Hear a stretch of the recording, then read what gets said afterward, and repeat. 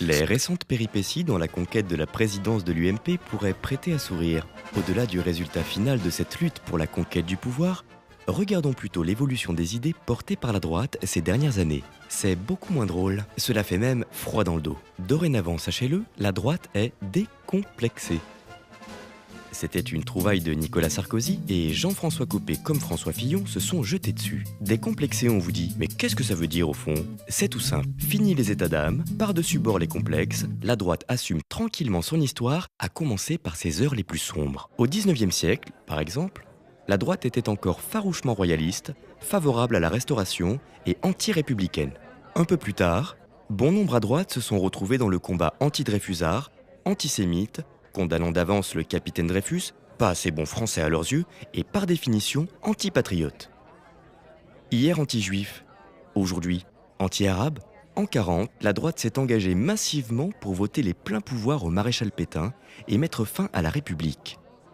Sans complexe, c'était lui, l'homme providentiel. Tout au long de son histoire, la droite s'est systématiquement dressée dans notre pays contre les principales conquêtes sociales auxquelles sont attachés les Français et qui, à ses yeux, allaient ruiner le pays. Sécurité sociale, congés payés, services publics. N'ayons pas peur de le dire. Au fond, c'est ça, la droite décomplexée. À la trappe donc, la droite qui a su résister à l'envahisseur nazi aux côtés des communistes. Au placard, la droite gaulliste, celle qui défendait les capitaines d'industrie plutôt que les aventuriers de la finance. Au musée, la droite qui a fini par céder, pendant les 30 glorieuses, les compromis historiques arrachés par la classe ouvrière au patronat. Bye bye, ce qui restait de charité pour les pauvres dans la tradition démocrate chrétienne. Maintenant les pauvres, ce sont des fainéants, des inutiles, des coups humains à réduire. La droite complexée était républicaine, la droite décomplexée ne l'est plus. Elle ne fait pas seulement qu'assumer la part d'ombre de son histoire, elle la revendique dorénavant comme une source d'inspiration pour l'avenir.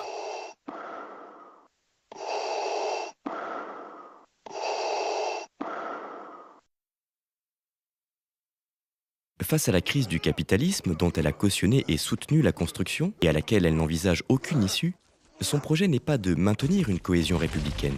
Pour pérenniser un ordre économique de plus en plus injuste, insupportable, il lui faut impérativement susciter la division des exploités, des dominés, la mise en concurrence de tous contre tous, l'opposition des uns contre les autres, les jeunes contre les retraités, les salariés contre les chômeurs, les hétéros contre les homos, les citoyens immigrés contre ceux de nationalité française, les travailleurs sans papier contre ceux qu'on exploite en toute légalité. Comme le fait l'extrême droite, ce discours de haine est habillé par des valeurs de la République.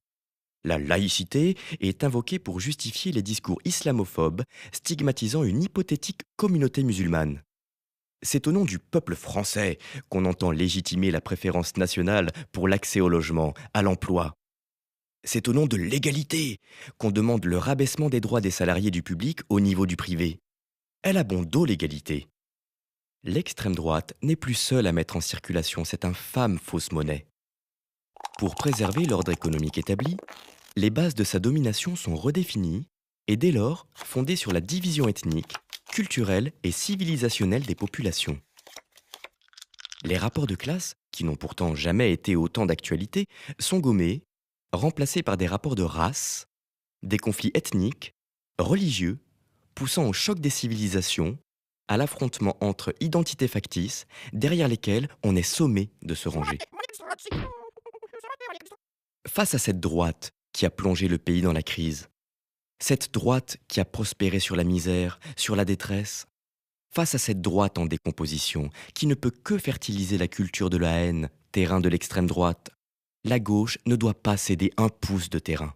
Ce serait renforcer cette droite extrême, lui permettre de revenir et de mener une politique bien pire encore. La gauche doit donc réussir et ne pas se payer de mots. C'est l'objectif du front de gauche. Face au repli, nous proposons l'émancipation.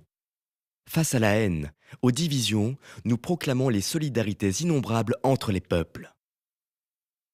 Face à l'autoritarisme des caporaux du capital, nous nous exclamons « Révolution citoyenne », car notre seul dessein, c'est l'humain d'abord.